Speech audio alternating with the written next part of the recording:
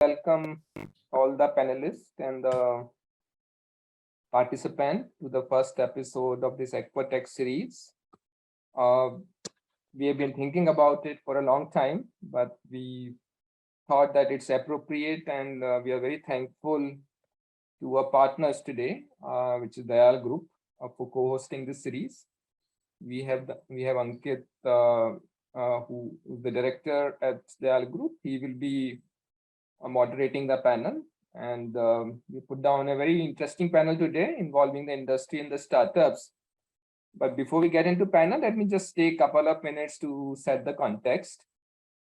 As we all know, fisheries is an extremely important sector for the country. Our annual production is around 15 million tons, including the coastal fisheries as well as inland fisheries. And it is the second largest in the world. There are about 28 million people who are employed in the fisheries sector, and most of them are small and marginal fishermen. So extremely important from an employment generation perspective as well. Another important trend that we have been seeing, given the increase in protein demand in the country, the demand side story is looking very positive. But having said that, there are supply chain challenges, especially the kind of wastage that we see. There is clearly lack of financing throughout the supply chain, especially the fishermen who don't have access to institutional credit. And of course, then the challenges like quality of fishing boats, fishing nets, and the multiple challenges, which I think we'll be discussing as part of the panel today. Another positive part is that we are finally application of a lot of new technologies, and we are seeing many startups who are coming up in the sector. And especially I've seen in the last couple of years, many startups focusing on fisheries and aqua. Of course, still a small number as compared to startups of focused on crops, but I feel that this number is going to go further. So clearly, that is the intent to drive entrepreneurship in the sector. At ThinkAg, we've been promoting a lot of these startups and driving industry startup partnership in the sector, and that was the whole reason of starting this series. So without any further ado, I would like to welcome all the panelists, and Ankit will do the formal introduction. But before that, I also would like to welcome Dr. Saroj Sven. He is the director at Central Institute of Freshwater Aquaculture, and he'll be delivering the keynote address. Dr. Saroj, over to you. Thank you very much for inviting me. And am I audible? Yes, sir, you are very much audible. Okay. So, being the given responsibility for TIFA, that to dealing with freshwater aquaculture, myself Saroj Swain, and we have the dignitaries, Mr. Ankit Gupta, Director Dayal Group, Mr. Neelkant Misra, Founder and CEO Jaljivika, Mr. Arpan Valerao, Chief Growth Officer, Aqua Connect, Dr. Hemant Giri Rao, Senior Manager, Research and Development, Mr. Nikhil Bora, Founder and CEO, Kremansi, Mr. Anirban Chaudhary, Co-Founder and Director, Technology, Mr. Vijit Goswami, who is connecting me, the whole team of Dayal Group, online connected, all the participants. Good afternoon to everyone. In fact, aquaculture is a growing industry, and every day, as you said, that new startups are coming up, and many industries, many entrepreneurs are coming up day by day because of the demand in fisheries and mostly in aquaculture. Freshwater aquaculture is gaining popularity again in the country. It is because of its faster growth and minimum management. Even a village farmer can produce also fish in his pond also. So in this context, I would just like to give you a small presentation. I'm really thankful to you, all of you, that you have given me opportunity to speak on freshwater technologies, what CIFA is doing right now. I'd just like to share my slide.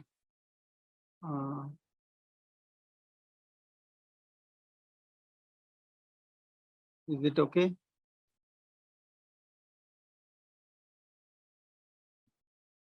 Is it visible? Yeah, it's visible. You might just want to put it. Yes, correct. yes, doctor. Absolutely fine. Thanks. Yeah. Since CIFA is taking care of freshwater aquaculture, I'll be mostly telling about the freshwater aquaculture. So my this is the forefront technologies for sustainable freshwater aquaculture development.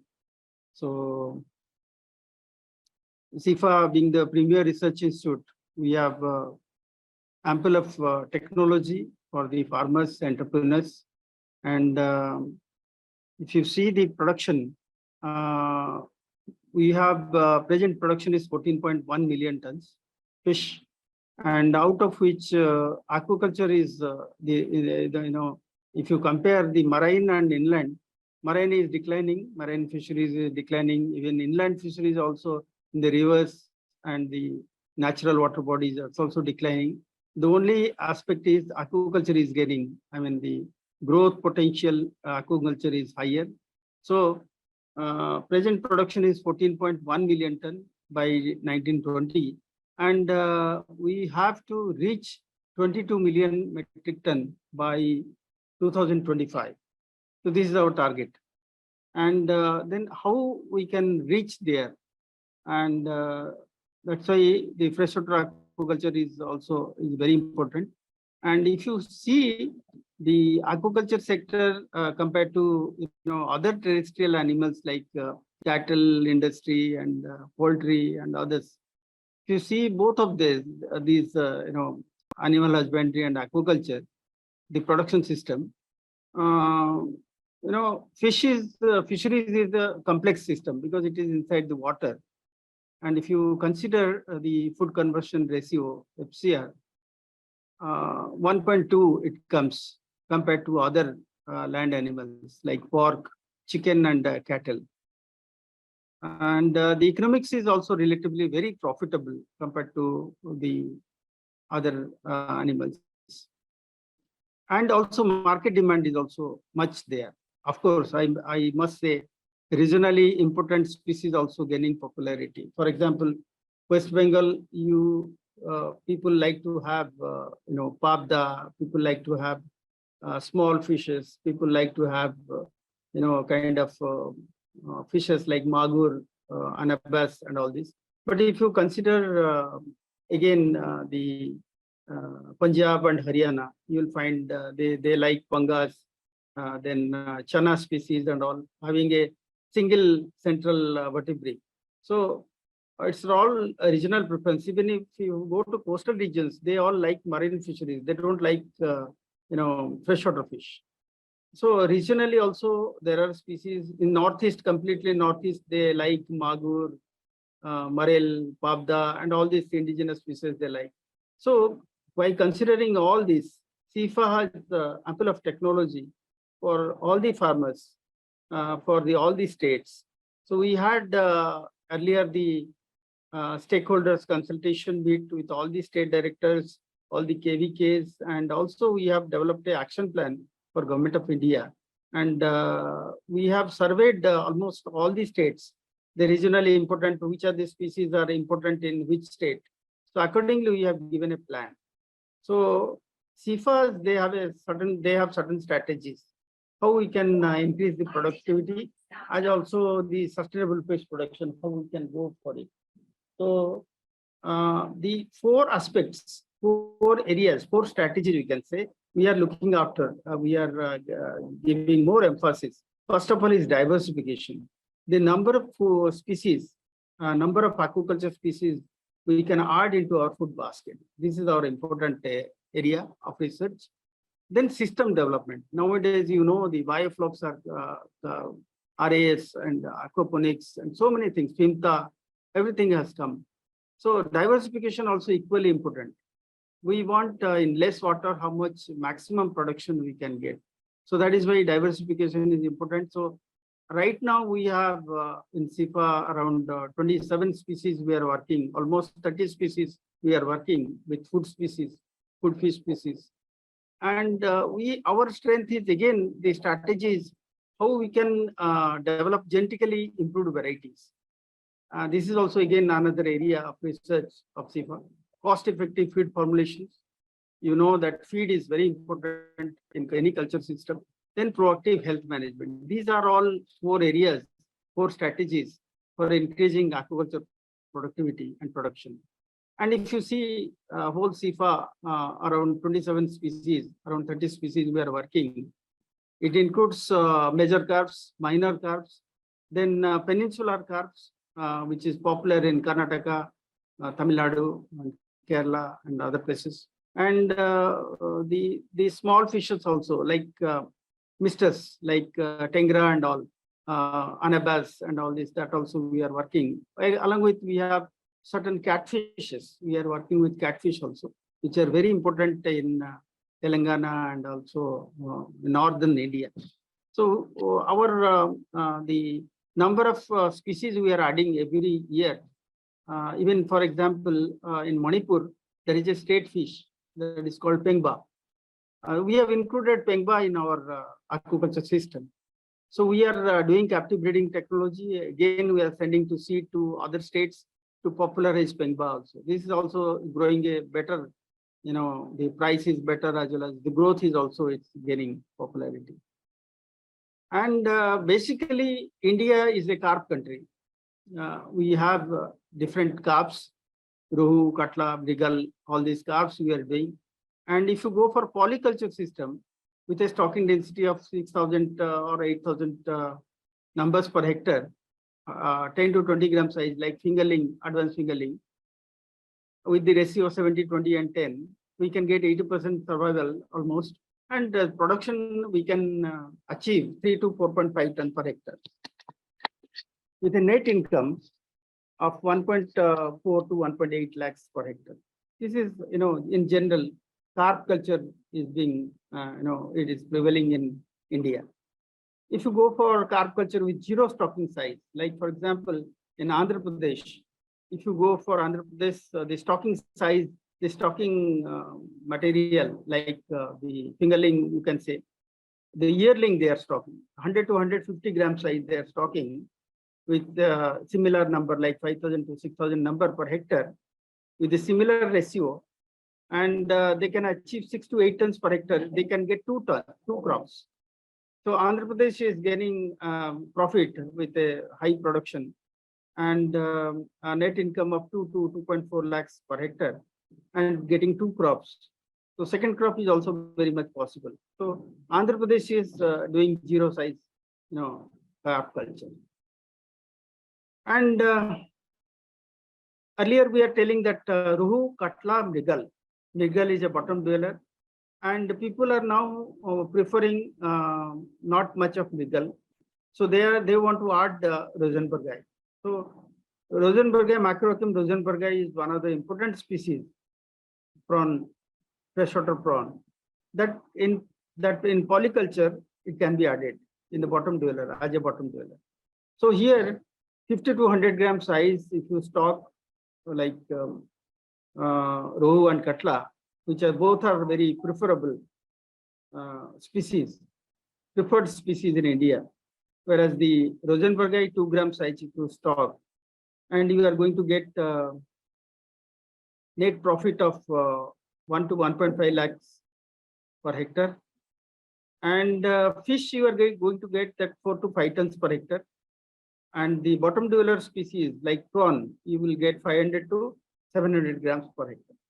So this is again in the polyculture system, we encourage you add Macroaquim rosenbergi instead of mrigal, getting more profit. Fungus, this is again an exotic species, very popular, highly, fast growing species, consuming a lot of feed, but growth is equally very good.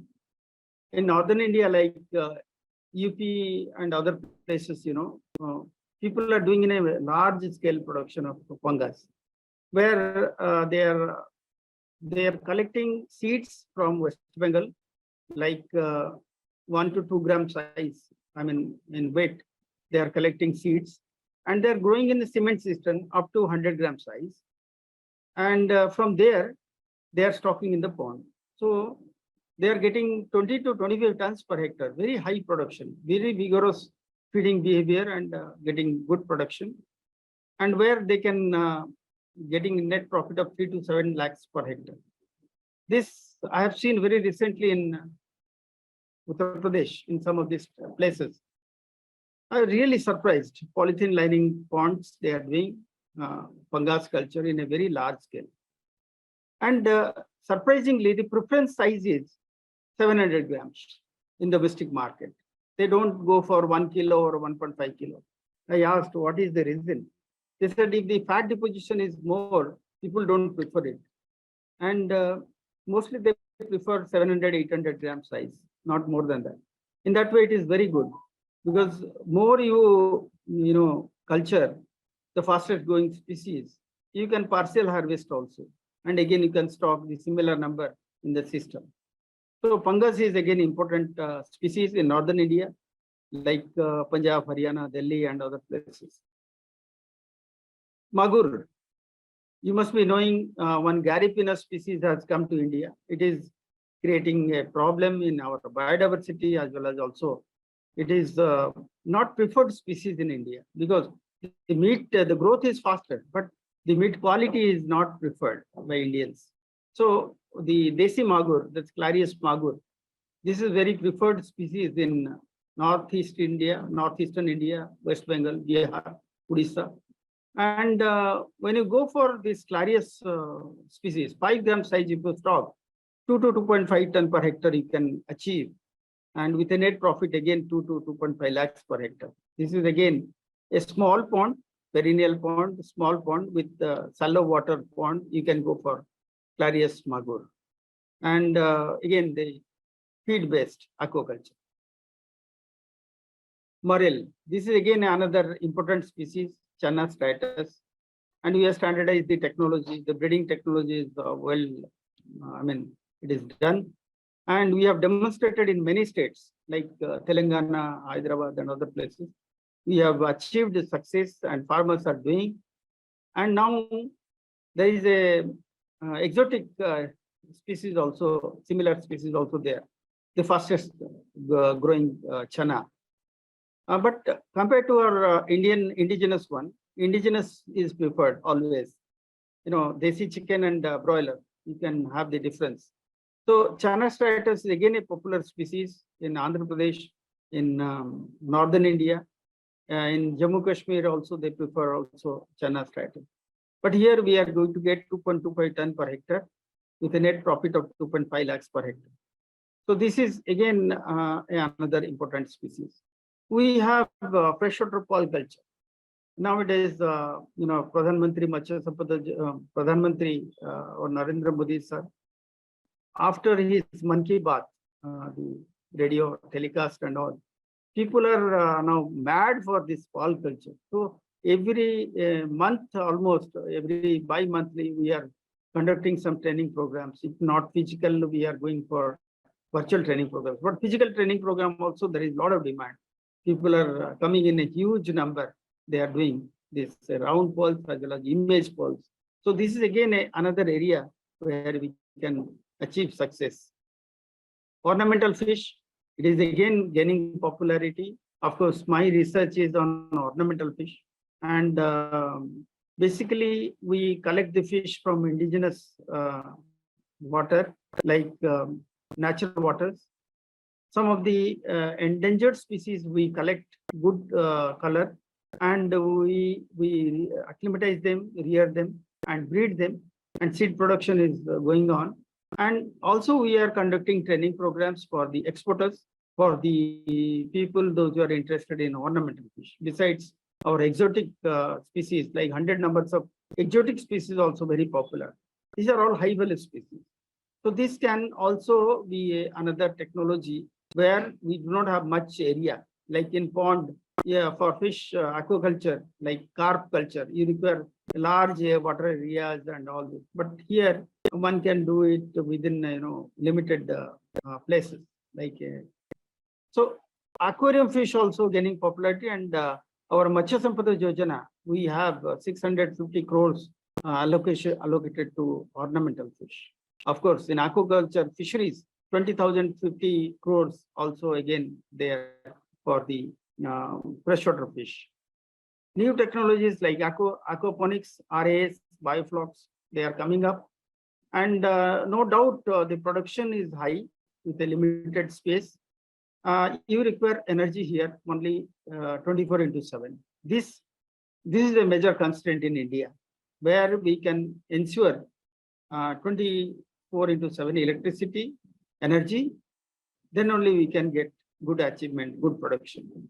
Then we have a lot of gadgets like FRP, portable carp hatchery, solar powered feeder, fish vending machine. So many gadgets are there. I'm not showing all these gadgets what developed by SIFA, but there are options for the industry again to take up to scale the technology.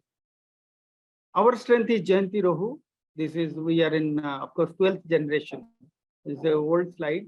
We are in 12th generation, and we are getting 50 to 55% more growth than the normal Rohu.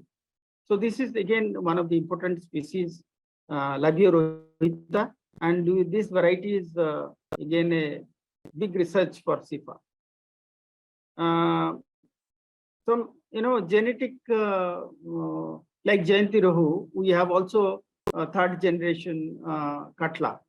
This is again a GI fish, genetically improved Katla. This is also gaining popularity and the growth is faster.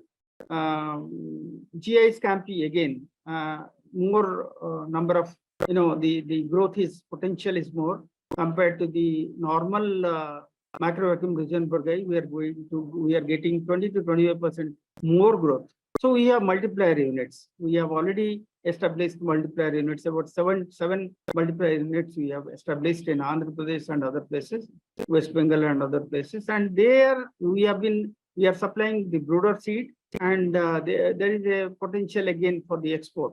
We are providing brooder seed, and they will be breeding this species. This is again another area, and a lot of work is going on variety development in ornamental fish. So many varieties have come, but in SIFA we have developed a variety that is called shining bar. Whole body is like gold color glittering compared to the normal rosy bar, and we have also different variants we are developing here. Several products, I'm not going into detail, but we have feed formulations. I said SIFA has developed a very popular broodstock diet that is called SIFA Brood, which is giving early maturity. Then we have pelleted feed for carp, catfish, and prawn. Some of them are commercialized already. And also we are promoting farm-made aqua feed. That is also for small-scale aquaculture, because 60%, 70% of our aquaculture farmers, they are in the rural sector. So for them, farm-made aqua feeds also we are popularizing. And certain therapeutics, some medicines like Cifax controls the epigenetic ulcerative syndrome, and immunobucy, Cifacure, these are all commercialized species, commercialized chemicals already in the market. And this is in a brief our strategies. We have existing 3 tons per hectare production, and we want to achieve 5 tons per hectare, and emphasis on quality seed production, supply of diversified fin species, shellfish species. That's what we already have discussed, and incorporation of 15 to 20 diversified species, cost-effective feed technology, quality diagnostics, vaccines. Very recently, we are also developing a vaccine for better immunity. Like if you inject only to the females brooder, and their survival is more, as well as also their stability is high and survivability is also high. So vaccines also being developed and it will be commercialized soon. Then affordable farm mechanization, gadgets, automation, this is important. And climate resilient aquaculture, the climate change. So based on that, which species are identical, which species are very important. And that also we are working on that. And aquaculture as a major option for livelihood and nutritional security. Digital technology, this is also we are working on it. And affordable farm mechanization, when I talk about the gadgets, we have a big project have come, that is an NEPA project, and where we are trying to develop different gadgets, like biosensored gadgets, and which can be fitted in the pond site and can be connected to clouds. That is also again in the pipeline. So there are certain things. Also, we are the important digital technology. We can say Machasetu digital gateway. We have developed and 32,000 downloads have already made. And stakeholders are using it. Where the farmers, entrepreneurs, they have the training modules in Hindi and English. And even sitting in the home also, they can go through different technologies. It has been released, Machasetu 2, AquaBazaar with AquaBazaar, where we are again adding or registering all the stakeholders here.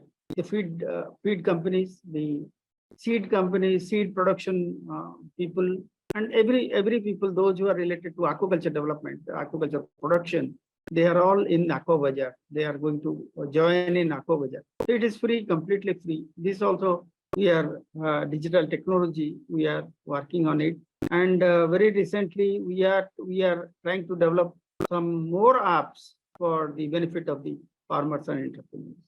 So this is a nutshell.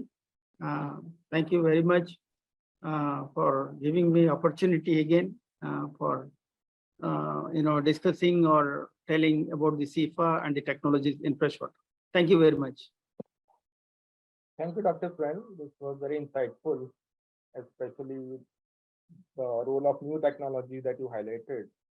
I think it's very encouraging. I'm sure a lot of startups can also borrow a technology developed at your institute. So thanks again for coming over and giving the keynote address. And with that, I'll hand it over to Ankit to introduce the panel and moderate the panel. Thank you, Hemenji, and thank you, Dr. Saroj. That was a very insightful presentation, and the scope of work which you are doing at CIFA, that is really mind-boggling on the species front and on even the technology front. So I'm sure all the startups have a lot to learn from what you are doing, and there could be a lot of win-win when the startups collaborate with CIFA and take these technologies to the farmers and to the land. So thank you for your for the detailed presentation. And now let me welcome the other panelists. So I'll start with Ayush. Mr. Ayush Chopra is the Operations and Research Manager at Jaljeevika. Yeah, Ayush, can you hear me? Yeah, I can hear you. Am I audible to everyone? Yeah, you're audible, but your video is not there. So okay, let me open this. Now I'm audible. Yeah. Thank you, Ayush. So let me just give a brief intro on Ayush. So unfortunately, Mr. Neelkant Mishra, the founder and CEO of Jaljeevika, was supposed to be here, but he had to skip due to the demise of his mother yesterday. So condolences to the family. About Ayush has been with Jaljeevika for the last 3.5 years, and he handles the technology side. And Jaljeevika works on innovations like data-driven advisory, cluster planning, etc. Their objective is to make aquaculture technology affordable for the smallholder farmer. So Ayush, I welcome you. Please give us some insights how Jaljeevika is working with the farmers and the work which you are doing with them. Over to you. Sure. Thank you. Let me share my screen. Let me know when my screen got visible to you. Yes, we can see that. Okay. Yeah. So, as Zanjivika, we started in 2013, and we are keep on working with smallholder farmers in fishery, especially in inland fisheries. So basically, we are more focusing on aquaculture, not basically on fishery. Aquaculture has so many things, makhana, singara, and so many vegetable crops also there. So we are working on all the segments of the aquaculture. So, as initially already sir has said, inland fishery is going more in India rather than marine fishery because farmer, it's a more controlled system where people can do the aquaculture. So we, as a I can say organization, design a framework using by observing the system, whole system. So we go through the system and we figure out some problems over there. As you can see, knowledge and advisory is the major problem because it's more government dependent right now. Like lazy NGOs are working in this segment because most of the people don't have uh, the knowledge of it. And next is the most of the people don't know what are the quality parameters of seed, whether it's coming for feed or any other parameter. And market linkages is the most I can say the main thing in this whole sector. When you talk about fishery, people know how to grow fishery. Most of the people know, but they don't know how to sell it or where to sell it so they can get better prices. So they are selling on roadsides, they are selling unhygienically, but there are lots of value chain nowadays working in this sector, and probably this problem has been solved in couple of years or in coming years. Ecosystem is as we thought is a problem because it's not synced together right now. Like everybody is working in their own isolated space. Nobody is syncing data because most of the data, if you can see, is not gathered properly. Like in agriculture, if you see the databases and government has or entity has certain data, but in terms of fishery, data is still a problem. It's restricted. Production cost is also major problem facing by the smallholder farmers because they are relying on those sources which are unreliable in terms of knowledge. If they have some problems, they are going to the uncertain unreliable sources, and they are getting more cost on production, or they are still practicing traditional practices. But nowadays so many technology has been developed in this sector, and they don't know about it because they don't have that much con- uh, I can say connection with the whole ecosystem. So as Jaljivika, we are developing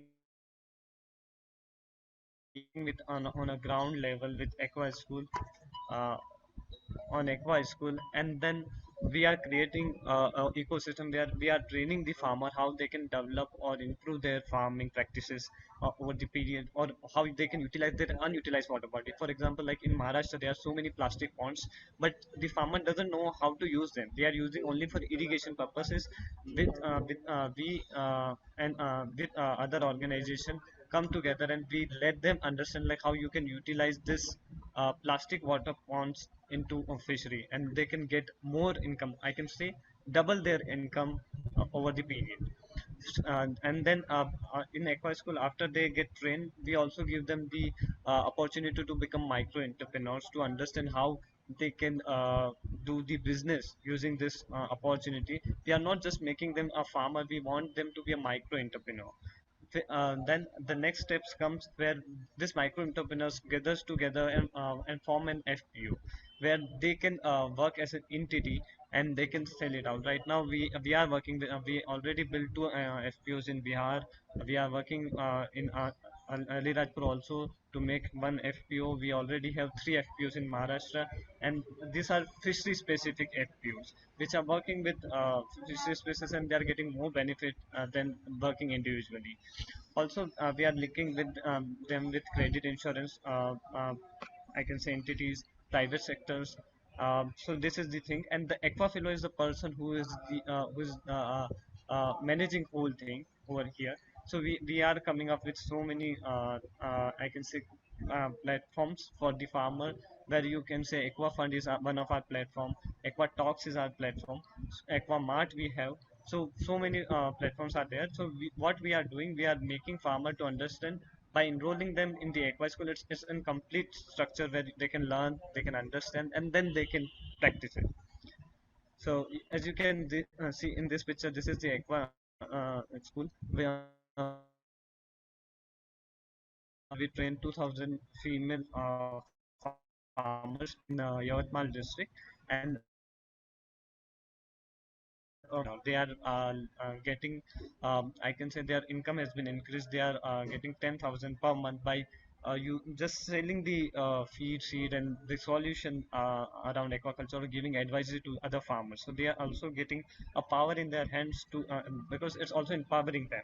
As a women, they got empowerment from all like they can now they can earn for their family. They don't need to depend on their I can say spouse or anybody. They can themselves run their home. So this is the thing we are doing in Maharashtra. And with Aqua Fund, this is the new thing we started with Rangde. It got launched 6 months back, and we are getting much response on this fund, where farmer borrow 15 to 20,000 rupees for initial start, and they can uh, uh, pay it on EMIs. It's 8% interest loan, and they can fill it in 12 months. And after, if the beneficiary is doing good, so they can get more loans, or they can get bigger loans on the seed. Again, we are come with a new a solution, I can say a collaborative solution called Aqua Eco, where we are collaborating whole ecosystem on one app, where we are giving advisory on the basis of farmers data. Like farmer used to generate lots of data on water parameter, on their day to day I can say management practices, what they are doing. So on that basis, we are generating an real time advisory. If somebody feeds the data, they get the advisory on that same. We also have the market called AquaMart. There now we started with the physical system, but we have an option in the app. So we are initially starting with the physical system, and then we will move toward the e-commerce section, where farmer can get whole solution related to aquaculture, whatever products or machines they require, they can get it from one shop only. Then also we are providing learning videos. We started with WhatsApp chatbot, where people are getting small videos, 2 minutes videos. Where from there they can learn, and they can practice the things, and they can again ask any question if they want with the experts, and expert can give the time. So this is a whole system we are creating. Again, and we are come with the affordable RS system. We call it mini RS system, or now the name has been changed by one of the CIFA scientists. So they are saying it green RS system. We are already setting up 100 units in Alirajpur district, Madhya Pradesh, where with the support of government department, farmer are getting 50% subsidy and 50% loan from their SDG, and they can do it in their backyard.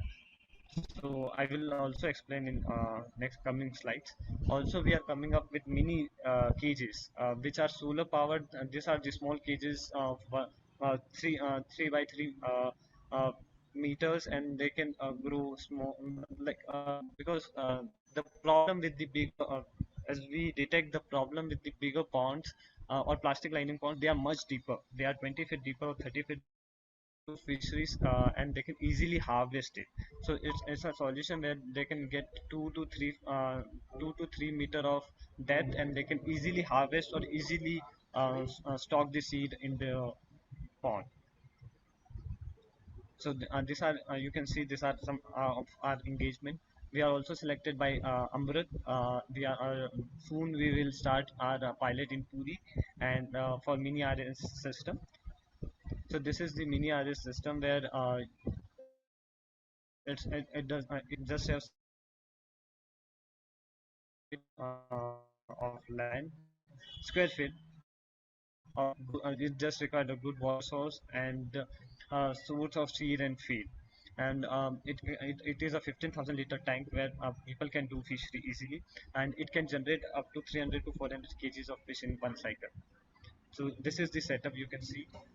This is the system where right now 50 setups have already been developed in Alirajpur, and in Bihar we are developing a demo farm with 4 RA system with full-fledged system in Punia, and also in Gujarat we are starting in Dar.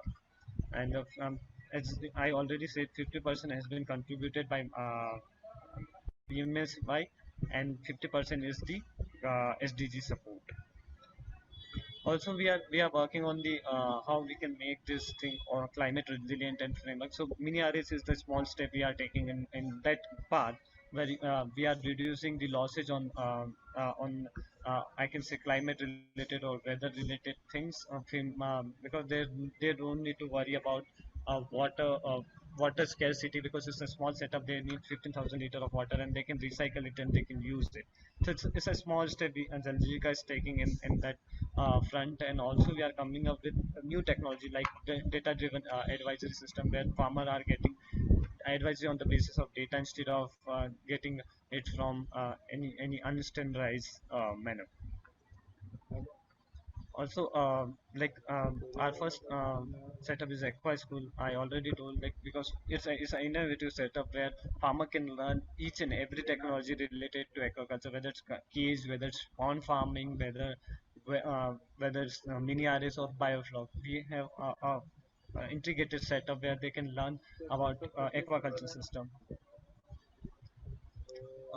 And also we are collaborating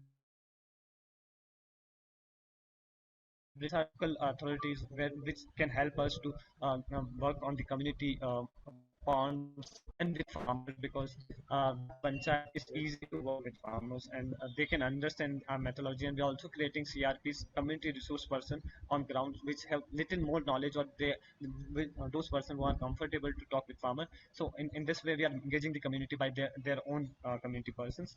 We are also coming up also started with aqua fellow. We already recruited 5 aqua fellows in Bihar, which are working basically these people are more literate. They are focused on aquaculture sector, and they are working more on generating micro entrepreneurship or making community to understand how they can become micro entrepreneur, and how they can get more income except farming. Because farming is the only is one perspective of aquaculture. There are lots of perspectives where they can work and they can understand. As I already told, Aqua Fund have started in partnership with Rangde, where we are giving peer-to-peer credit to farmers, and they are get 15 to 20,000 rupees of loan initially, and they can start farming, and they can start utilizing the fund, and they can get a more understanding, or I can say they can get more income about the system. Also we are diversifying the whole system by introducing makhana crops, water cashew nuts or lotus.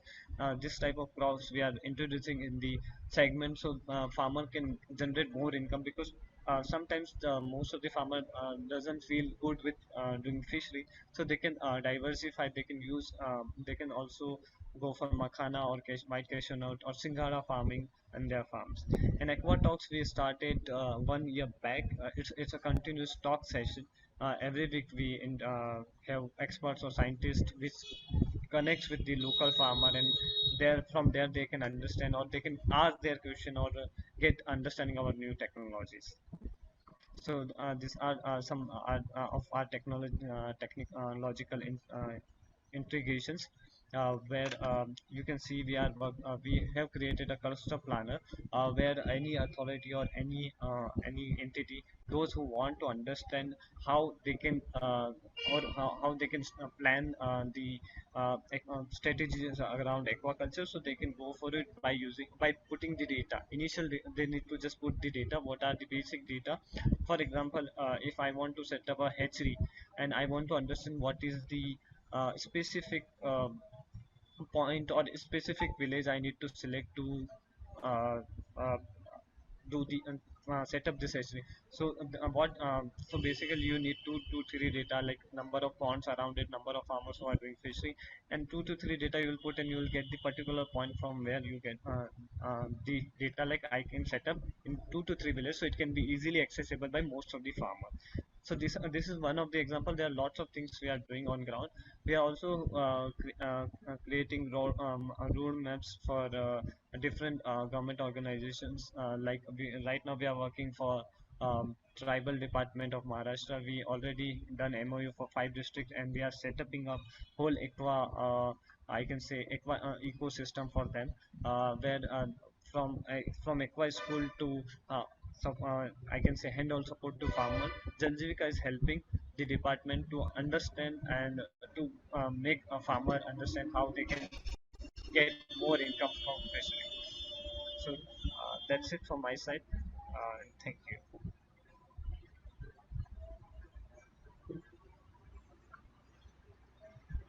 Over to you, Ankit. Yeah, thank you, Ayush. So that was a very insightful presentation. So, what I could basically understand that Jal Jeevika is basically working in enhancing employment generation in rural areas and in poor areas. Yeah, definitely. Right, It's right, one of our perspective. We want smallholder farmers, because in India, as you can see, most farmers are smallholder farmers. They are not bigger or commercial farmers. So right, Jalvika is focusing to provide technology or hand-holding support to them. right. No, that's a very good initiative because, like you said, you don't need a lot of resources to start aquaculture at a small level. And for a smallholder farmer, this can be an excellent diversification tool to increase his income. Good, Yeah. great. So thanks, Ayush. Thanks for the detailed presentation. Let me now invite Arpan.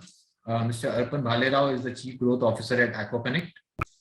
At AquaConnect, Arpan is responsible for strategy, operations, product, and investor interactions. He's an alumnus of IIT Madras and Indian School of Business. So welcome, Arpan. Like you, AquaConnect envisions as the company to become a single operating platform for aquaculture in India and then globally. So please share your insights, how AquaConnect is working with the farmers and how are you enabling them to work more efficiently? Sure. Thanks for the introduction, Ankit, and thanks to everyone who has joined this session as panelists or as audience. One of my key beliefs is that India is big enough for multiple solutions to sort of exist. I have a lot of respect for the work that Jal Jeevika, for example, is doing, and I think there are many such solutions which will keep coming. And in our own capacity as AquaConnect, we have started with some, at a very small level, and there are some signs of initial success, and I think we should be able to sort of scale this up. I have a small PPT. I'll probably not spend too much time on the PPT itself, but I think we'll rely more on the question answer session later on. But let me just share it for the benefit of the crowd. I hope this is visible to everyone. Yes, Arpan, we can see the screen. Great. I think, yeah, I've done the full screen also. So one of the sort of, the visions that we have is that we want to operate as a full stack aquaculture inputs and output platform with, finance or embedded fintech as one of the key offerings as well. This is something which, AquaConnect started in 2017. It's almost 5 years of existence that we have had. And we were very focused on, farm level optimization, farm digitization solutions, etc. However, we have in course of time realized that, it is something advisory can exist as an add-on to some of the other key challenges which many of the smallholder farmers face.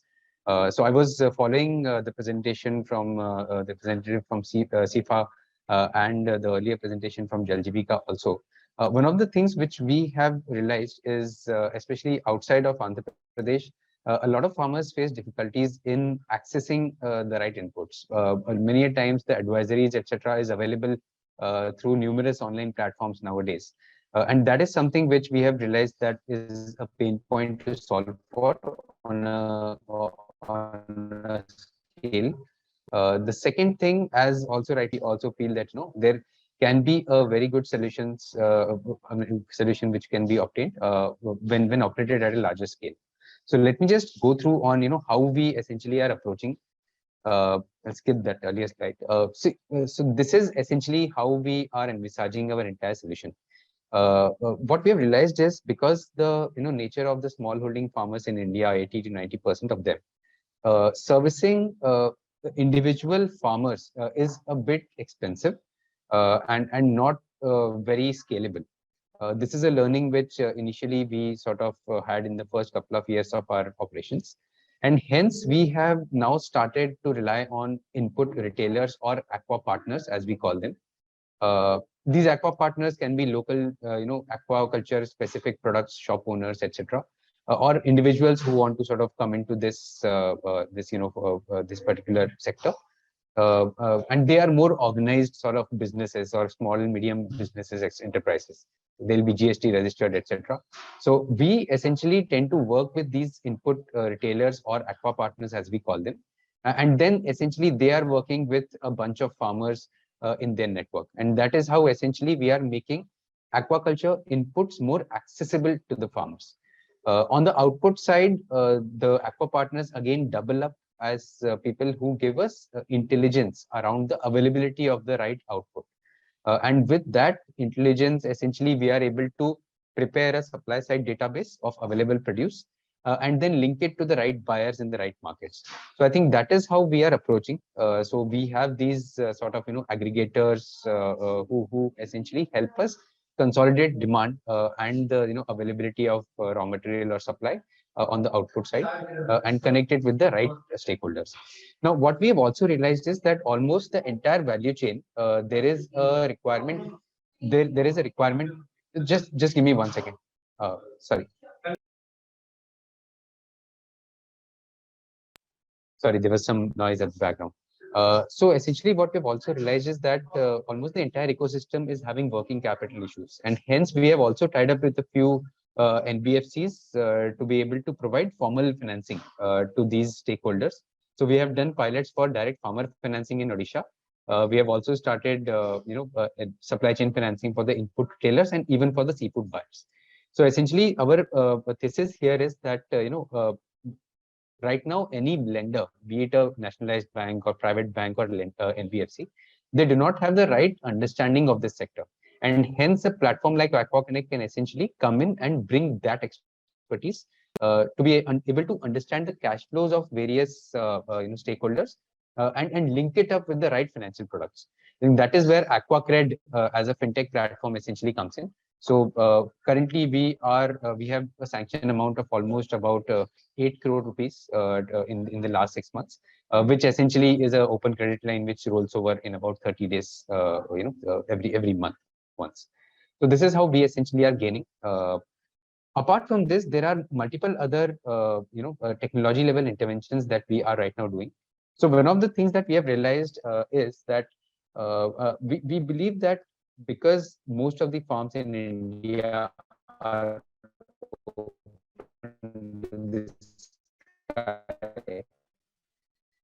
there are a lot of information already available free of cost and there are a lot of indices which can be essentially studied and we can have farm prediction around this. So essentially right now, for example, for shrimp farms, we are right now in a position to accurately predict 60 to 70% accuracy with which we can predict the date of culture of the ponds. Now this is something which can be of real business value, because in terms of input demand prediction or forecasting in terms of what feed usage or for healthcare products usage is there, or in terms of the availability of post harvest as well. And this essentially also feeds into our credit model, and this is something which we are actively developing. More and more training data we are collecting every day to be able to optimize the entire supply chain on the input and the output side. And I think this can generate a lot of value for the entire ecosystem.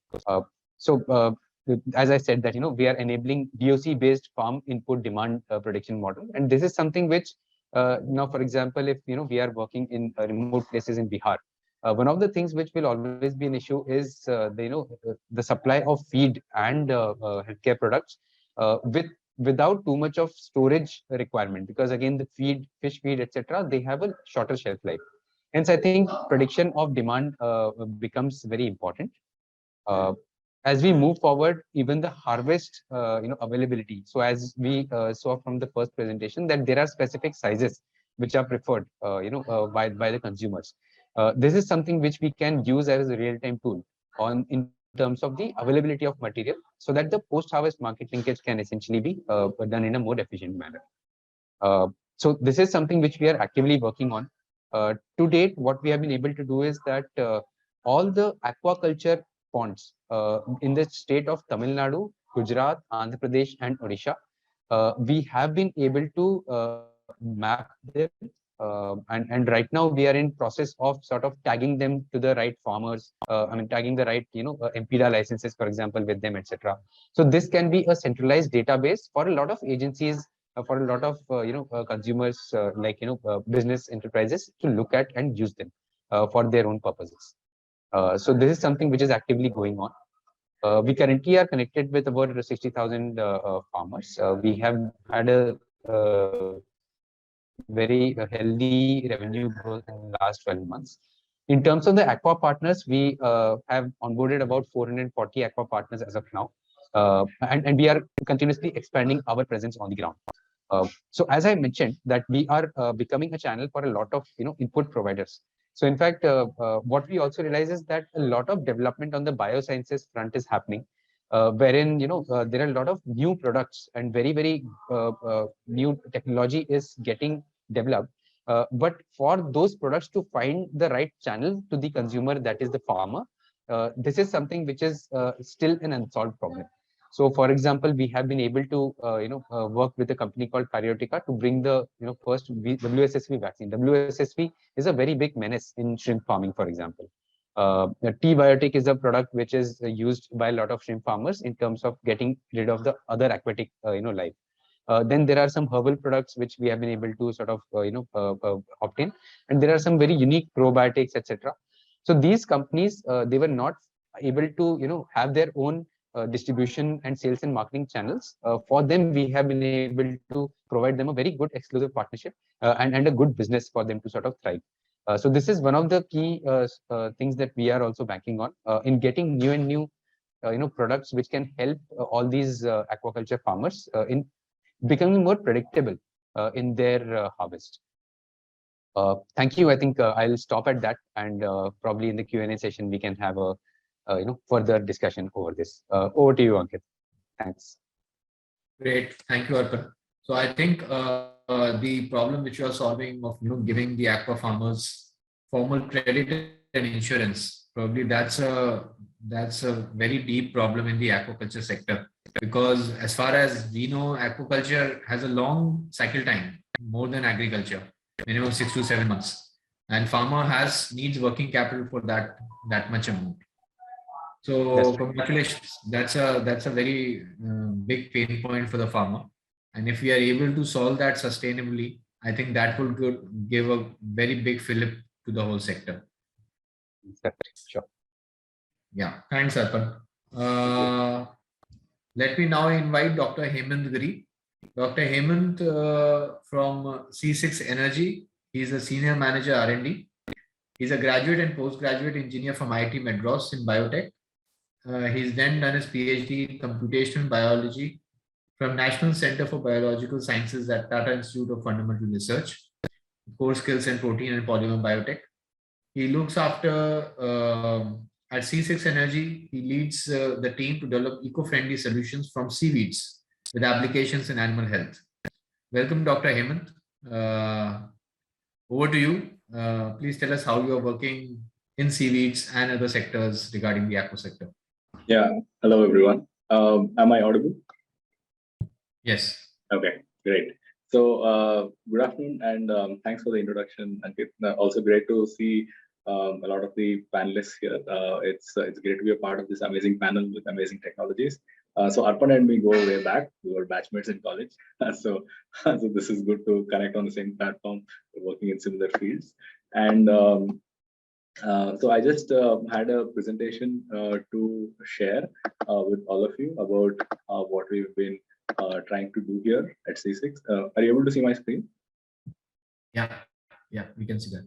Great. Okay. So I'm going to switch gears a little bit and talk about seaweed aquaculture and valorization. So we actually believe that we can achieve sustainable food, feed, and fuel by using seaweed agriculture on the sea.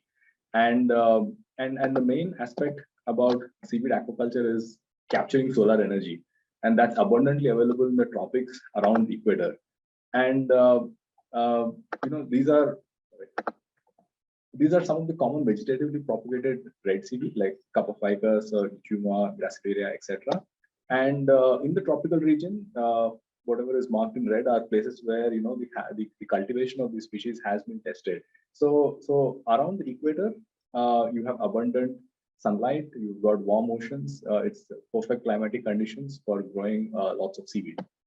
However, seaweed cultivation has certain issues. The way it's done traditionally, even though there's a lot of knowledge, is that it's very artisanal. It's very labor intensive. You can see farms here where farmers have to wade manually into the ocean, and then in shallow seas, so they basically put these wooden posts from which they tie ropes and they tie seaweed to that, and then the seaweed has to grow. They collect it all manually. So this is, for example, a farming practice in Zanzibar. This is another example from Indonesia. So here again, you can see seaweed farmers, waist deep in water, trying to service their farms.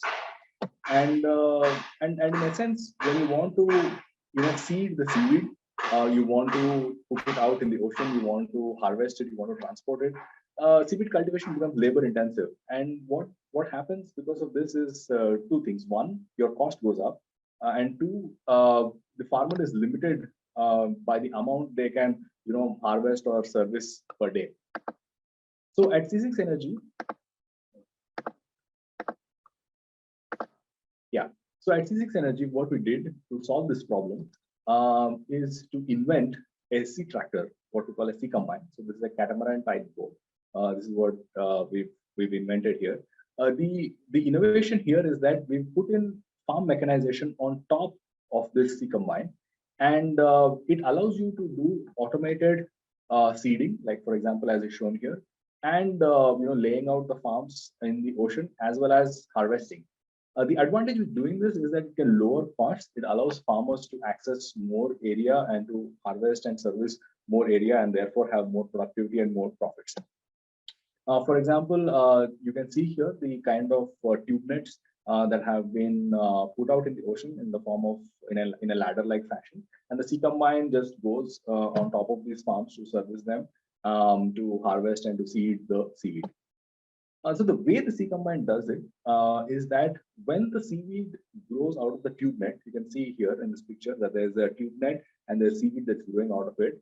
That goes in the rotary cutter. So the rotary cutter actually cuts out the excess that is projecting out of the tube net, and that is collected and reseeded back into farms fresh. And whatever is left inside the tube net is then processed to valorize into various types of products.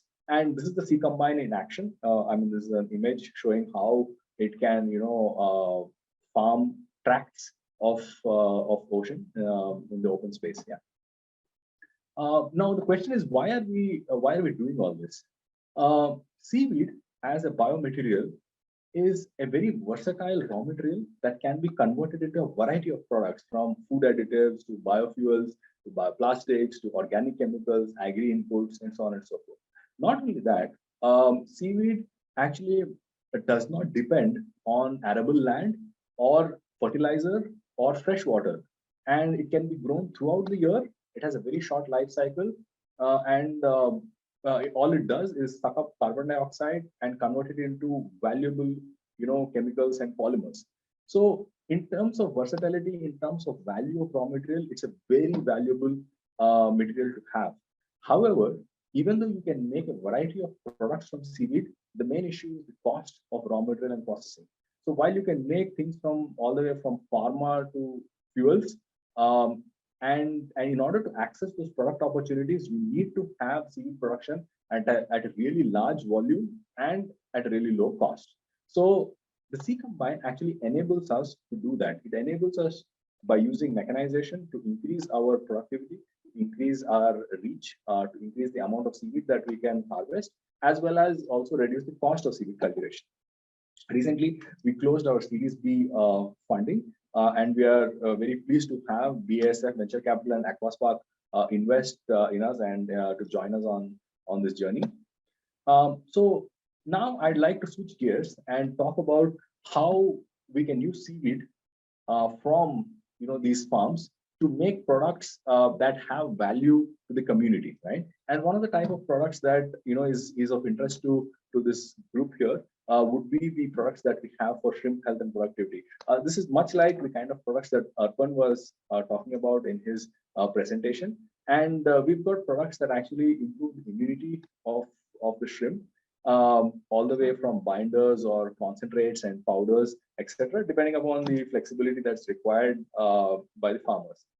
So our journey actually started with a publication where we had obtained results to show that these kind of products can actually improve the growth as well as improve tolerance to diseases and stress in shrimp.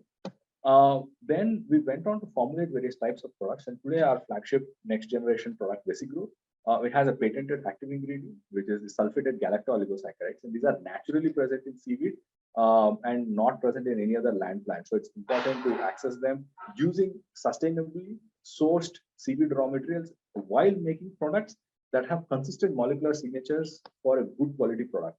Most importantly, we've demonstrated that these products can actually protect shrimp from various stresses and disease, both in field and lab conditions.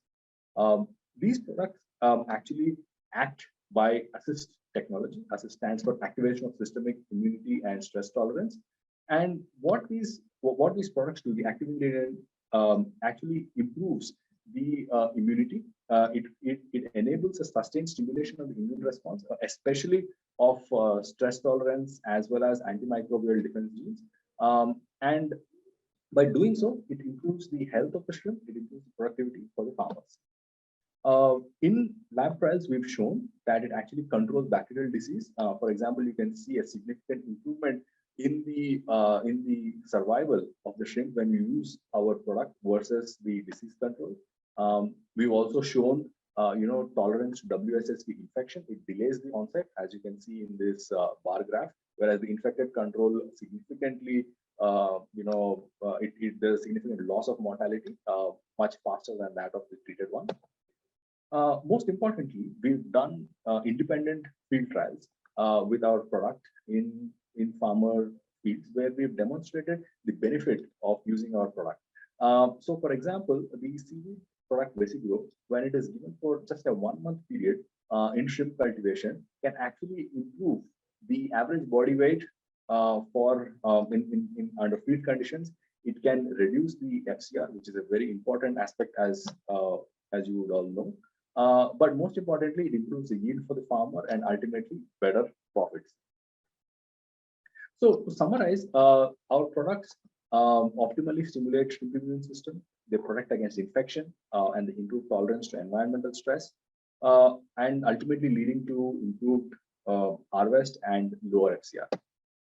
Now I'm going to talk a little bit about some of the other products that we have that we valorized from seaweed. One of them is natural growth promoters for fish cultivation. So Dr. Swain was talking about how to improve growth rates for fish, and we've been able to identify certain molecules from seaweed that, when given especially in tilapia cultivation, can improve the weight gain quite significantly. We've also developed and manufactured products from red seaweed, which are growth promoters and immunity boosters for poultry. These actually improve the gut gene, the expression of the immune genes like in the gut of the broilers, and also improve the body weight gain. Now coming to the flagship products that C6 Energy manufactures, these are biostimulants and crop protections in agriculture. So AgroGain and AgVote are two products that we make. These are scientifically, these have a scientifically validated mechanism of action, and these are organic products which are 100% natural. We sell these products in India and globally.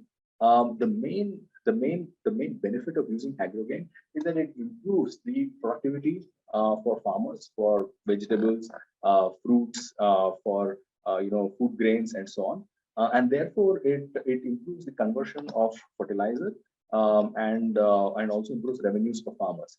On the other hand, AgFort is another product which actually reduces viral incidences in various types of crops, and in this way, this is a crop protection product. Apart from this, we also manufacture food ingredients from seaweed, like semi-refined carrageenan, seaweed fibers, texturizers, and we are developing, end products using this. We also, and these texturizers are used in a variety of, food recipes. Last but not the least, we look at renewable bioplastics from seaweed. So we've demonstrated the technology to make transparent films, colored films, visiting cards, food wrappers, coatings for paper sachets, straws, grease-proof coatings. And the main thing is that all of these materials are biodegradable and are natural conditions of use. And all of these are made from seaweed. And finally, coming to the holy grail, and the reason why we wanted to do what we are doing today is to make renewable crude oil, for example. So we want to take seaweed biomass and use this to and transform this using technologies like HTL, which is hydrothermal liquefaction, into crude oil. And we've demonstrated that this is already possible to do. The main issue here is the scale and the cost of seaweed availability. Now, it turns out that by just doing a simple calculation, you just need the area of the size of Tamil Nadu in the ocean in order to produce enough seaweed to meet our crude oil requirements. And what is shown in blue is like the economic zone that India has. So it's something that we are actively exploring, and we want to establish our technology as a means to capture solar energy and carbon dioxide into valuable chemicals that can be used to fuel as well as benefit community and society. So at this point, I'd like to thank all of our collaborators, advisors, and peers who helped us in our journey and who continue to be a part of our journey. I'll leave the slide for you to see on the awards and accolades that we have. And thank you everyone for your attention.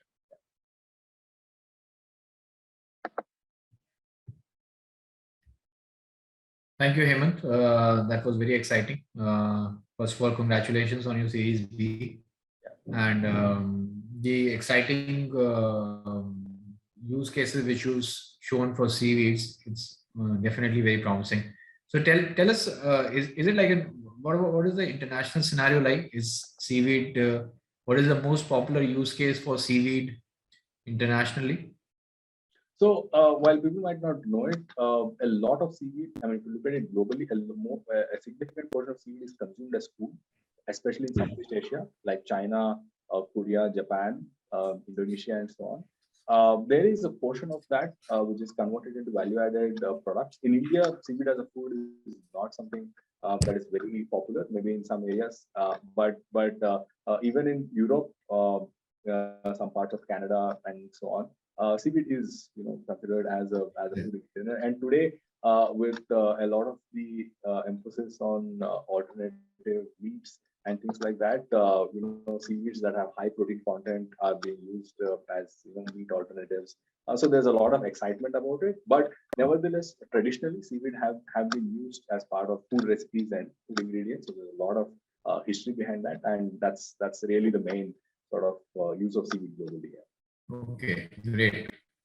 So you might want to think on that as well for the Indian market, isn't it? Yeah, of course. So we want to. So a lot of the seaweed that's grown around the world, there are different types of strains and different types of use cases, different properties, and so on. So our goal here is to be able to do seaweed cultivation so that we can actually have a sustainable source of biomass that is independent of various population dependent stress factors, and then use that to make products that benefit our community.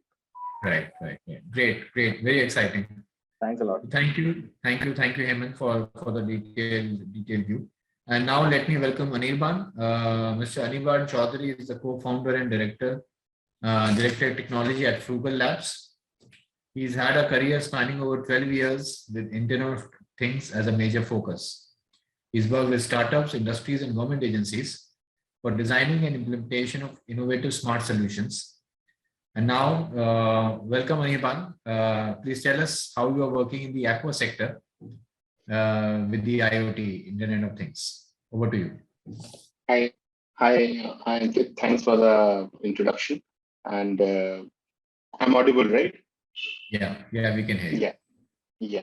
So, and the full session by each and every panelist who have spoken before me, it is really enriching with knowledge in aquaculture field. And it's really helpful for me, and I think for the audience also, and everybody will gain something out of it, I think. So as you told in my bio that I'm working in Internet of Things for a span of around 6 to 8 years at the time of starting of Internet of Things in India.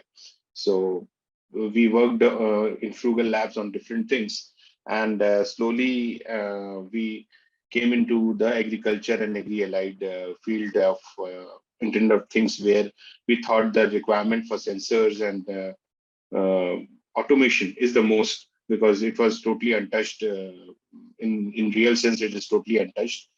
You can see the automation and sensing in agriculture and agri-allied, which includes poultry, aquaculture, fishery, all these kind of fields. We see a very less amount of automation and sensing because of the cost and the size of farms and farmers' income. So that is one of the major reasons where we shifted to shifted IoT with agriculture. I will just start agriculture and aquaculture. I will start with my presentation. I will just be talking about our products which we are making, which are into Internet of Things and which can help the farmers. We have been doing that for some. My screen. Just share my screen.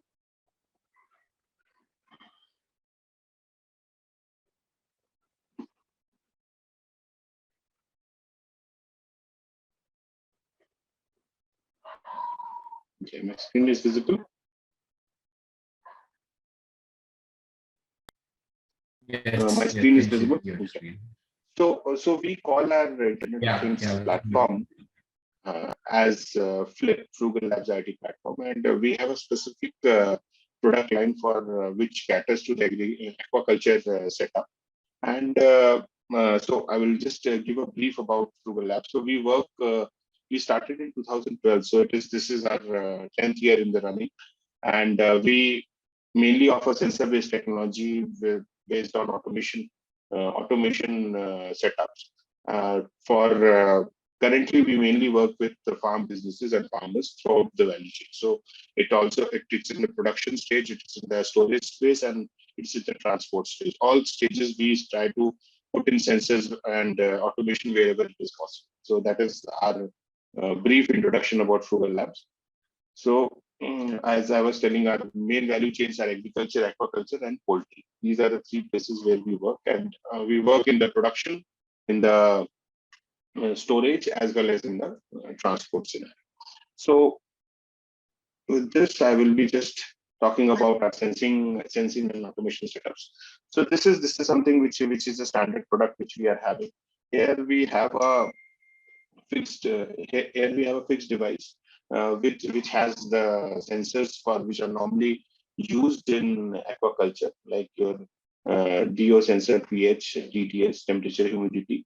And these are standalone devices which are directly connected to 4G network and can be mounted on any buoy mechanism or a fixed piping setup, depending on which kind of farming you are doing. Depending on that, you can just put the sensors deep down in the water, or you can fix these sensors into the pipelines also wherever it is required.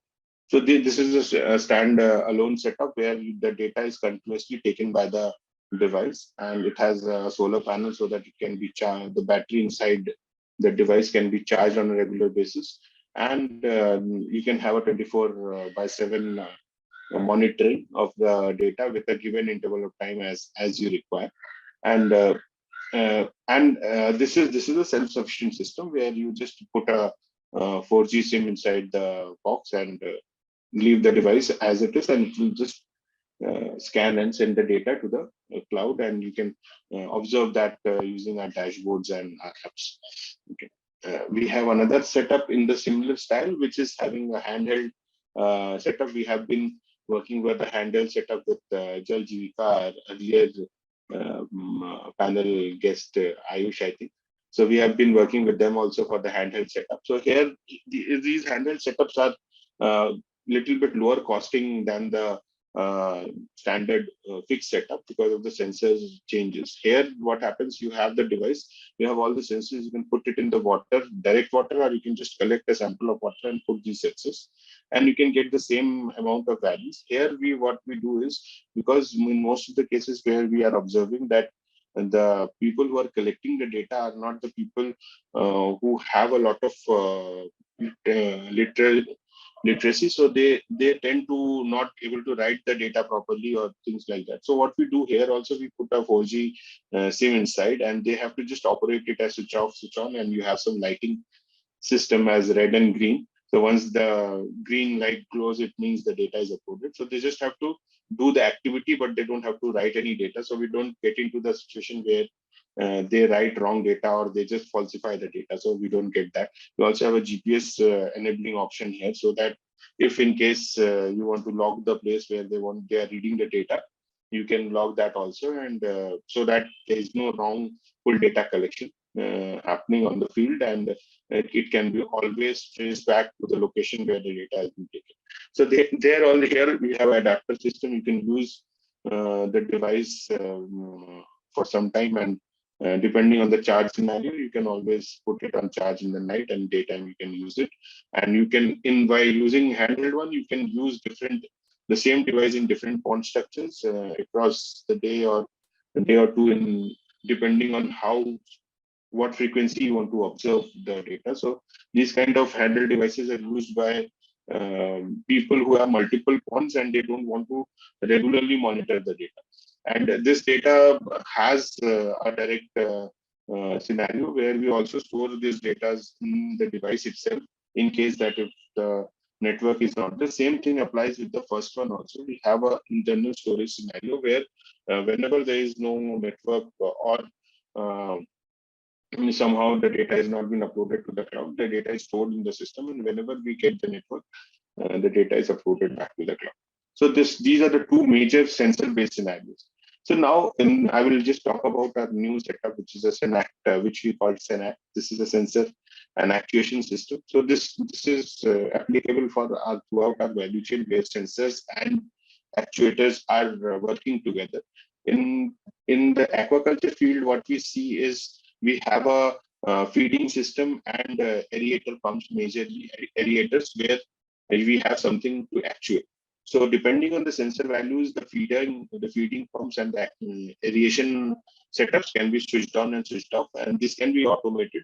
And we have a setup where we are putting this with a touch panel, and people can put their thresholds for switching on and switching off these setups, and even wirelessly or remotely control them like a manual switch, as switch on and switch off remotely, so that your full system can be automated. So this SENACT setup we are also bringing into the aqua field. We have already implemented it in agriculture and in poultry. So now we are actually experimenting this with the aqua field also, and hopefully it will work the same way. Because the core IoT technology remains the same, only the application and the use case scenario changes and the environment changes a bit. So we have to adopt accordingly. So this is something which we are actually currently doing, this and bringing SENACT to the aquaculture field, where you have different actuation setups, and the waterproofing and all is something which we are also working along. So this is something which we have introducing as a new thing. We have been doing 1 or 2 pilots for this near Bangalore itself. So I will just show you our device scenario. So what we feel that we have the requirement for the sensors which are for weather monitoring. Weather monitoring also is a major thing which is required. On-field weather monitoring, you can have a weather station which is a very small in size, and it's a very micro weather station with good accuracy. You can put these into near your ponds or places where you are doing the aquaculture, and around 1 to 2 kilometers you can have a standard uh, climate, and you can observe the climate accordingly. So this is one thing which we are also offering to the farmers who are into aquaculture. We have water quality, I've already told. So this one has all the sensors which are required for the generic aquaculture scenario. We're also trying to bring in ammonia and nitrogen dioxide, but we are experimenting with that still. The cost-wise, they are quite costly as sensors, and we would just want to know that how soon the properties change. So depending on that, we can get those sensors. If the properties are not changing that frequently, then we can stick to the older methods of testing for ammonia and nitrogen dioxide, so that the cost of the device and the total system is still kept in check. And these all, as I told before, these all are IP65 rated boxes. In some cases, we also have IP66 and 67 case boxes also, where depending on the environment they face and the amount of rain happening or the place where the device are kept, we change our boxing and enclosure setups. And yeah.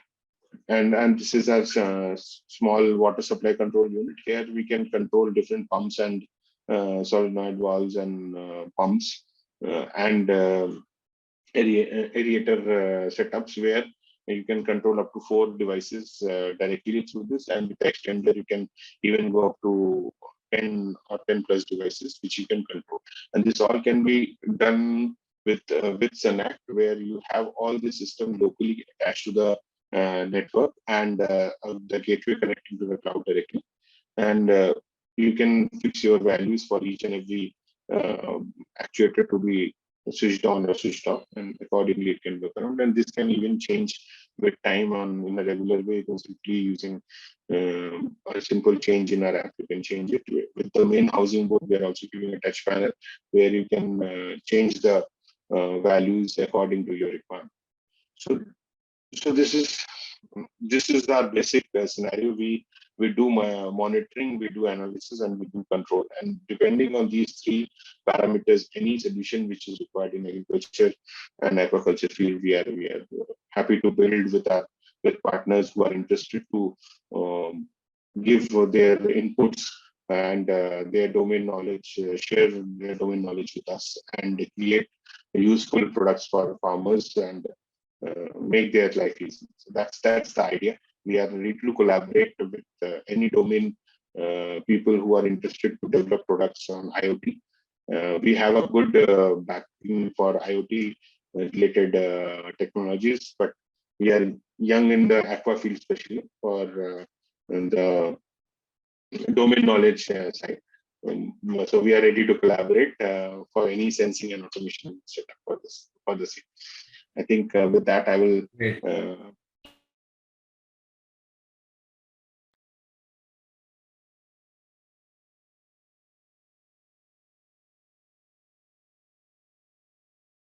From you guys. Yeah, thank you. Thank you, Anirban. That was a very exciting use cases which you've shown for IoT for the aqua sector.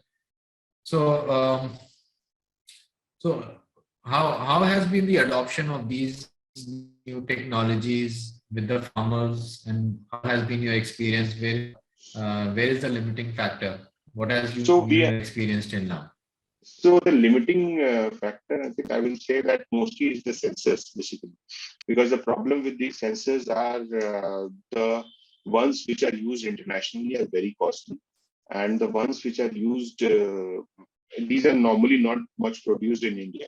So, and and they are costly. So these are the two major things, and we are trying to walk on the very thin rope actually to manage it out with the sensor types which we get, and try to work with the sensor manufacturers in India if possible, or even if abroad possible, and integrating us, because instrumentation part is totally us. We are not building the sensors. So that is the scenario currently. So we are not building the sensors, but the full instrumentation is ours. So we are trying to reducing the cost on the instrumentation side, and trying to experiment with different sensors for different use case scenarios. As I told that we have built up like the handheld and the non and the fixed one. It's the very main reason behind that is similar, that one has a higher cost, one has a lower cost. So depending on the use case scenario, we can switch and build, change the sensing systems. Some cases we have been very successful in doing the DO level sensing scenario. Initially, we had a good, quite a big issues with DO, because DO sensor is one of the major requirement. The DO value is one of the major requirement in aquaculture, and the sensors were not very proper. So for calibration, it was a bigger issue, and you have to calibrate on a daily basis. So now we have found out good sensors for it, and which are cost effective. So we are giving it to few of our clients near Bangalore itself, and we are experimenting with the Senac. So we are putting our baby steps into the aquaculture system, and whatever we have done till now, we have got good response, and we have learned a lot of things, and now things are moving in a good direction. People, if we are sure with the data points and we can give it to the farmers, they are happy to take this, because they otherwise they have to collect this data manually, which is little difficult. So the iteration for the sensors is a basic issue, but we have been doing that pretty well. We are just traversing that part pretty well, I think. No, you are right. I think for any technology adoption, cost is of course a very important factor. And like you said, I think probably big farmers or more corporate farmers will be able to adopt these technologies, and then of course percolate down to the smaller later. Yeah. So we are trying to do it in a distributive manner, so that it's much easier for people to use. The cost is distributed. So that is something which we are trying to do. Yeah. Thank you. Right. Great. Thanks, Anirban. And finally, let me now welcome Nikhil. Nikhil Bora is the founder and CEO at Krimanshi. Yeah, Nikhil, are you here? Great.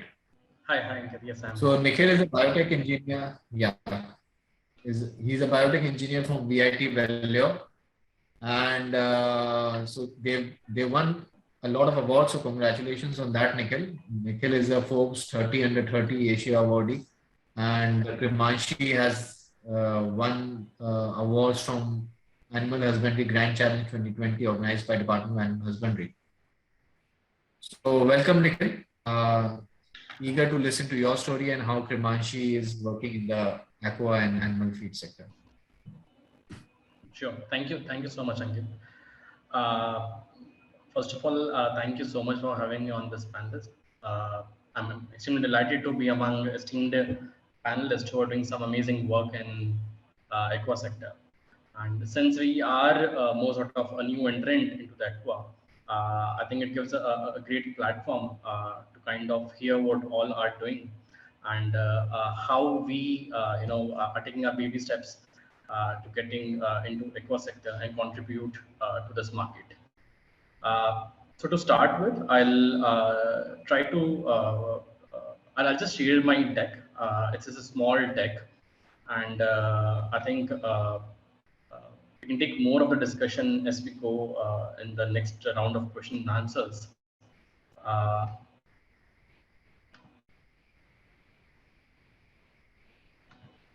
Is it visible? Yes. Okay. So yeah, so hi, at Krimanshi, we are basically working on making the animal feeds sustainable. India is, I would say, one of the largest producer of milk, meat, and egg in the world. and the quality of our products derived from various animals are at a bit subpar level compared to the international standards, and we feel that one of the major reason is the lack of good feed and feed ingredient and the outreach and availability of these ingredient at the farmer's doorstep, which is one of the major reason. And looking at the problem, we also see that there is a huge deficit in terms of feed ingredient if we have to manufacture feed for all of our animals in India. And contrary to that, if we see as a nation, we are wasting more than 70 million tons of food waste to dump yard or other manure manufacturing, which would rather have been brought back into the value chain of animal feeds and should have been added to provide additional nutrition value to our animals. And this is where Krimanshi comes in. We primarily have been working in cattle feed production. We have been utilizing various kinds of agro residues, fruits and vegetable waste, and we have been converting them into different kinds of ingredient, which could be used as alternate protein source or alternate fat source, alternate fiber or energy source in the manufacturing of animal feeds. Today, we have kind of broken this down into different buckets. So whatever kind of, whichever kind of waste that we get our hands on, we are in a position now to convert it into some kind of tangible protein, fat, or energy biomass for the animal formulations. So, for example, we are working with various fruit processing industries which are into manufacturing of, say, fruit pulp from tomato, mango, and other products. So we use these kinds of residues, to upcycle them and convert them into functional fibers or energy ingredient, which could replace corns and brans in the final animal feed. We also work with various different kinds of mixed food waste, which could be cooked, uncooked, and waste from even meat industry or even decaying food waste. So we use these food waste and we process that in a way to make it more digestible and feedable to the insects. And in turn, we use this insects as a protein and fat source to manufacture poultry and aqua feeds. We also work on bypass technologies where we work on work with grains and bran and mainly the oilseed cakes. We kind of give them bypass treatment through our formulations of organic acids and gums and kind of encapsulate them so that they kind of bypass the rumen of the cattle and they become much more digestible in the intestine of the cattle. So these are the major innovations that we are working on. And so far, we have worked with more than 10,000 farmers on a month-on-month basis, primarily in Rajasthan and Gujarat, particularly in the cattle feed segment. And our farmers have reported more than 20% increase in milk production. In our trials in poultry, we have seen almost 10% increase in egg production, up to 15% increase in the weight of the broilers. And in fishes, in our current trials, we've seen a reduction in the maturity time or faster weight gain in terms of rohu and katla fishes. Without taking much of the time here, I'll shift to what we're trying to do in aquaculture. So basically, we are working with black soldier fly larvas as a potential protein fat source for manufacturing of aqua feeds. We see it as a great sustainable alternate to the fish meal, which is being currently used mainly to manufacture the aqua feeds. These insects, they are a voracious eater. They can feed on almost any kind of organic waste, organic food. And if that food is further processed to make it more digestible in a simpler form, they can grow pretty fast. And if the environment is more conducive in terms of temperature, lighting, humidity, they can kind of grow from just smaller than 1 millimeter size to up to more than 1 inch of size in just 8 to 10 days. Currently, we have our plant in Jaipur where we kind of treat around 5 to 6 tons of waste every day into insect protein. And we are coming up with our next plant in Ballari, Karnataka of similar size. Uh, what sets us apart from other companies working in insect protein is our results in terms of effectiveness and the growth of the insects. Uh, uh, if we kind of compare our eggs per gram, we have more than 37,000 eggs per gram, which is equivalent to the international standards. We have a high survival rate from egg to 5 day old, the hatching process, and also similar rates in the harvesting time as well. Uh, One of the major distinction that we have kind of found in terms of treating the waste and having conducive environment to grow these insects is that the weight at the end of the harvest is even above the international averages that we have seen. So these insects which I show here, they are almost 250 plus milligram in their sizes. So these are one of the big insects that we have been kind of able to hatch and grow. And we're also working on breeding these insects so that at end of every production cycle, we end up with a larger quantum of insects, which could enable us to produce a larger protein and fat quantums for our poultry and fish feeds. Uh, why these are, a great alternate to fish meal is because of their protein content as well as the fat content. Uh, on the wet basis, these insects have around 45% protein and approximately 30% oil. Now, this depends on what we feed. It's like the phrase, you are what you eat. So, in similar fashion, the kind of waste which is being fed to the insects, it determines their protein and fat content and ratios, which highly varies. So, for example, if we are giving them a high nitrogen-based diet, the protein content from 45%, it can go even up to 60 to 65% on the wet basis. So by all the insect processing, towards the end, we land with three different products. One is insect meal, one is insect oil, and the last one is the frass. So insect meal is basically when we kind of harvest the insects, we cull the insects and we de-oil the insects. And the de-oiled cake that we are left with is basically the insect meal, and it has approximately 60% protein on dry matter basis and 5 to 7% fat on dry matter basis. Now, this can again be extracted through a solvent process, but we are currently using it in this form as of now. In terms of oil, the oil is rich in linolenic acid, which also shows that it could be a great precursor for omega-3 production in the fishes as we feed it to them.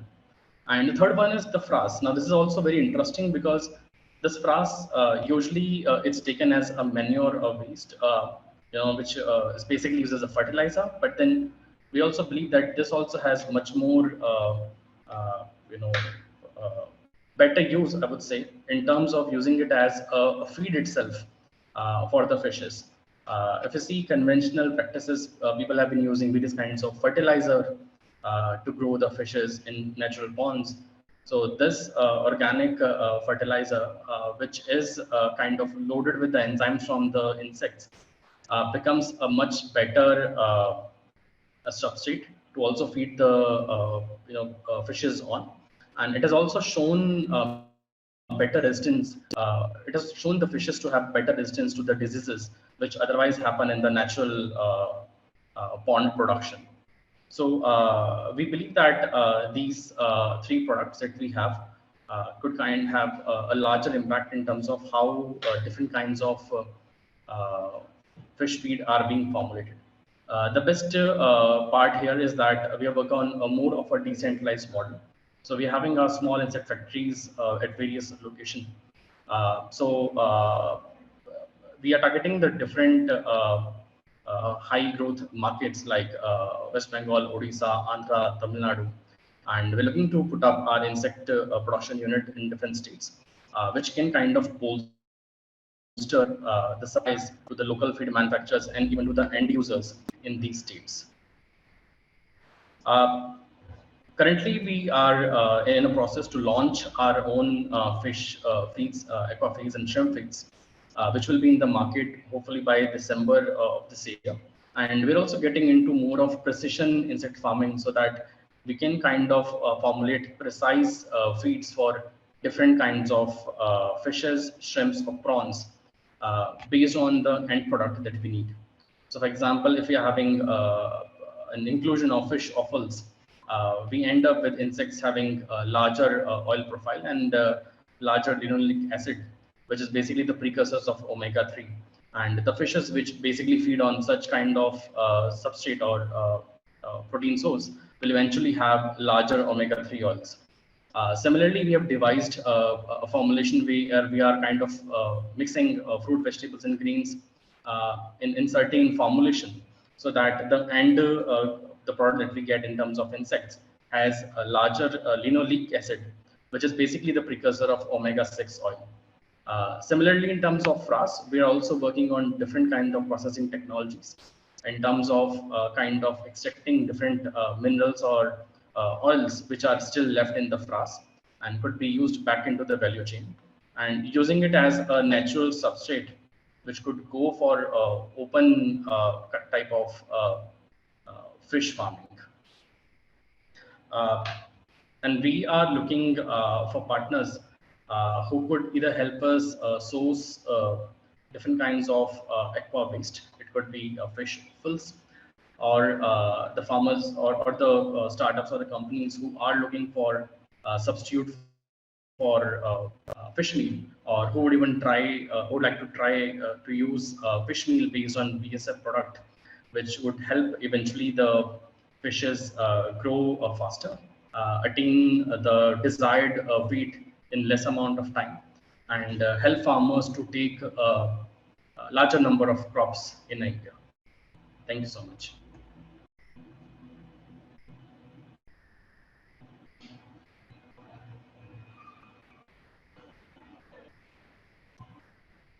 Great. Thank you, Nikhil. So insect meal has been shown a lot of as fish meal.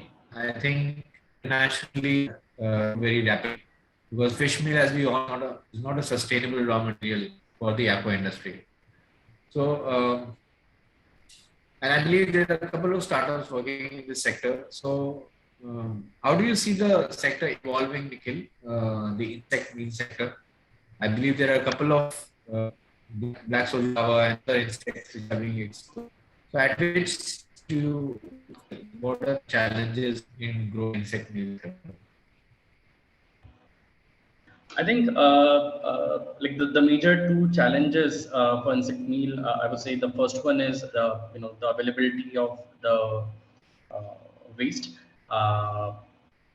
It basically determines what kind of waste we can get our hands on, and how effectively we kind of upcycle the waste at minimal cost.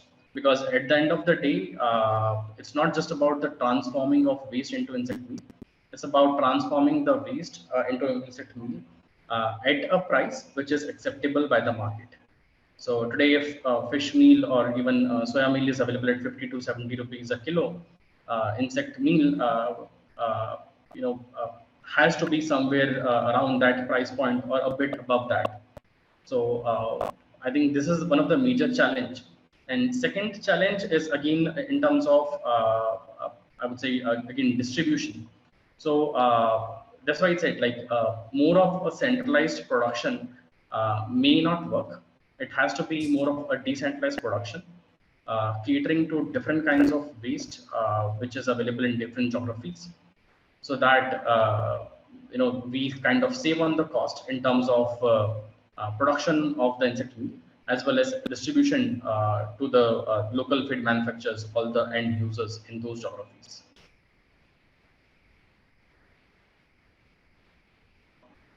Right. Okay. Great. Thanks, Nikhil. So we've reached the end of the session, and we've had a very interesting presentation from all the panelists. I see a couple of questions in the chat. So Abhijit, I think we have time for just one or two questions. There's Yeah, a question sure. from Subhajit Sinha. Subhajit, yeah. So can the person unmute and speak, or we'll probably speak the question here. We'll read out the question and then yeah. So this question says, how important is aquaculture automation? Okay. So Animan, would you like to answer that? Yeah, it's see, automation is a requirement because labor is a problem everywhere in farms. Whichever kind of farming you are doing, labor is. Once my mic, I'm audible, right? Yeah, we can hear you. Yeah. So wherever there's in every farm, in every kind of farms, we see there's a labor issue, and with automation, you can always reduce the labor cost. There's an initial cost which is there for the automation, and for sensors, you will have more precision, and your return of investment will be better on the setup. So both the things, automation and the sensing system, both has to be seen as a future, because labor is an issue and increase in the yield is a kind of opportunity which we all have. So both the things have to be kept in mind, and definitely there's a cost benefit analysis which has to be done. But on a long run, it is a necessary thing to do. Right. Great. There's a follow-on question on that. How much can the cost be reduced? Would you like to share any thoughts on that? I am not able to hear you. Can you repeat the question? I'm saying there's a follow-up question on that. How much can the cost be reduced? Or probably they're asking what would be the payback period or something. Is there any such study done? Normally what we see is we can start small and invest up to around 50,000 rupees to start with some kind of automation or sensor actuation, sensor devices. And within one or two crop cycles only, you will be able to get the return of investment for the device itself. And then whatever comes out, it's bonus for you from the third crop cycle generally. Right. Great. That's and it can be incremental. That's the idea. It has to be incremental. It can be incremental. Yeah. Right. Great. Thank you, Anirban. So let me now finally sum up the session. So first of all, thank you all the panelists and your insight sector. Aquaculture sector, unlike agriculture, is still an unexplored, and it has a lot of potential.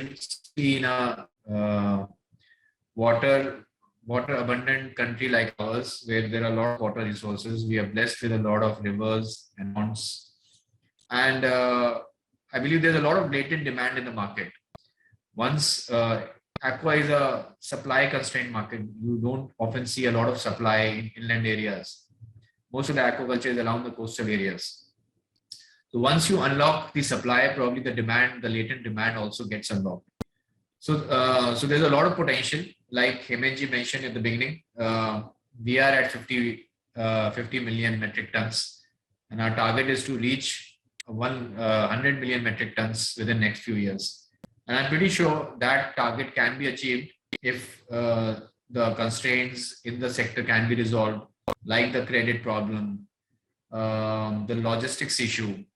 There's a lot of inefficiencies in the whole supply chain. For example, there's hardly any mandi system. So agriculture has a very beautiful mandi system, or the demand supply matching system. But aquaculture, unfortunately, a farmer only has a limited aggregators with whom he can sell.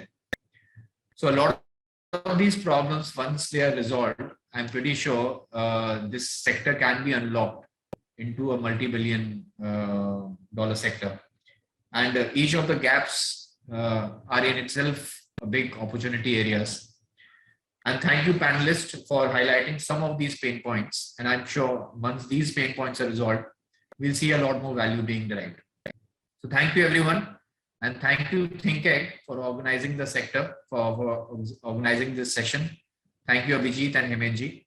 And I now invite Abhijit to give a formal vote of thanks. Abhijit, over to you. Yeah, just before that, may I request all the speakers and the presenters to kindly share their name, email ID, and the contact person or the number on the chat box. There is a message coming on from someone, but I think it will be good if you can do that, if all of you can do that. And thanks, Ankit. I think this was very interesting. And in fact, the first attempt from ThinkAg platform to also do something on the aqua front. Aqua definitely is aquaculture plus the capture part.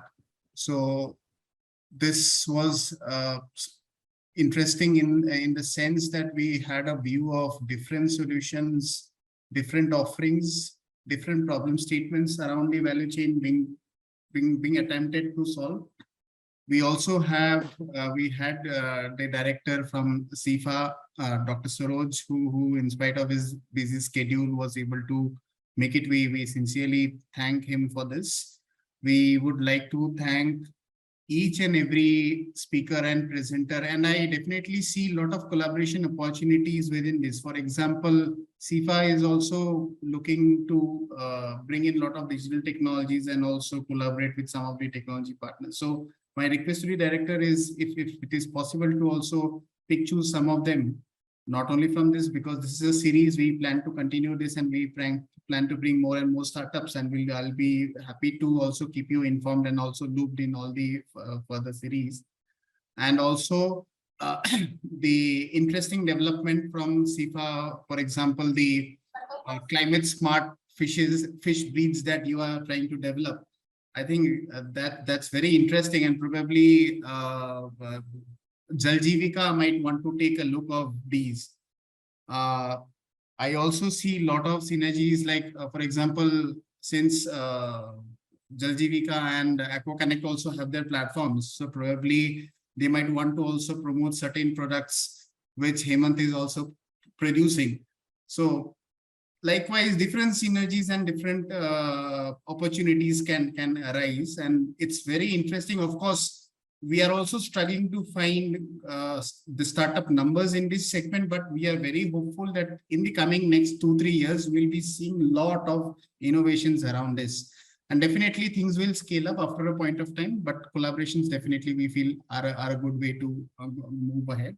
So I take this opportunity to thank, first of all, our anchor partner, Dayal Group, being represented by Ankit, who has been patiently taken this session for the 2 hours, and he has basically anchored and also put in his effort to drive this.